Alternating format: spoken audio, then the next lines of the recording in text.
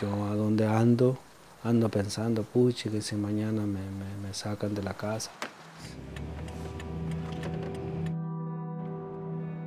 It's 6 in the morning, and like every day, Eliseo Guardado is on his way to his landscaping job. Nos metimos en algo que no podíamos sacar adelante. He immigrated from El Salvador and became a legal resident. Trying to fulfill his own American dream, he bought a house in Maryland just outside of D.C. and became one of millions who took out subprime loans they couldn't afford. Today, Guardado will plant trees and lay down sod until nightfall.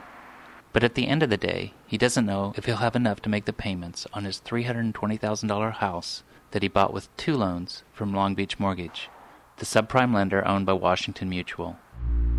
The story of this one bad loan helps to tell a bigger tale, how fraud in the form of loans which should have never been approved was at the center of the biggest bank failure in American history. Well, Washington Mutual becomes the latest and biggest bank to fail after... In 2006, Guardado wasn't even looking for a house when a real estate agent called him and convinced him to buy. Al principio yo sentía de que tener una casa era imposible, pero como los realtors le dicen a uno, no, pues puedes comprar casa, puedes, con los ingresos que tengo, no creo que pueda hacerlo.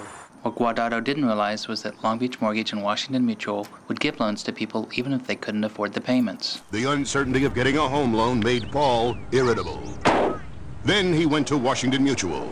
Thanks to their flexible lending rules, Paul got a quick approval. Now he's always in a great mood. The power of yes, read their tagline. And for Guardado, who grew up poor in El Salvador, it seemed too good to be true. Donde yo crecí, al principio recuerdo que no había ni energía eléctrica. Las casas eran de tierra. Cuando ya nos pasamos, pucha, qué diferencia. Now it seems that Washington Mutual's lending rules weren't just lax, but that much of the business was built on fraud. Ese documento creo que es el contrato. Nunca los entendí. Guardado was surprised to learn that his loan application said he made more than $8,700 a month. He claims he took home less than $2,000 and blames the broker for the figure. He signed a paper allowing the bank to verify his tax returns, but no one ever did. That meant Guardado, who installed drywall for a living, could buy a $320,000 fixer-upper with no money down. Cuando estábamos en el cierre, le dije, un abogado estaba preocupado. But despite his cold feet, he signed the deal. Guardado's story was hardly surprising to one former Long Beach employee who didn't handle his case but was willing to talk anonymously about fraud in the loan process. How do you feel about the management making the decision to relax the standards to the level that fraud was so easy? I think it was a huge mistake in retrospect. We didn't verify your W-2s, your tax returns, your pay stubs. You tell us what you make, and we'll believe you. She said some employees even coached brokers on how to inflate earnings so applicants qualified for loans. After so much time with the guidelines being as loose as they were, it wasn't crazy for brokers to realize how to work the system. They knew what we were looking for. We were responsible for teaching them what we were looking for.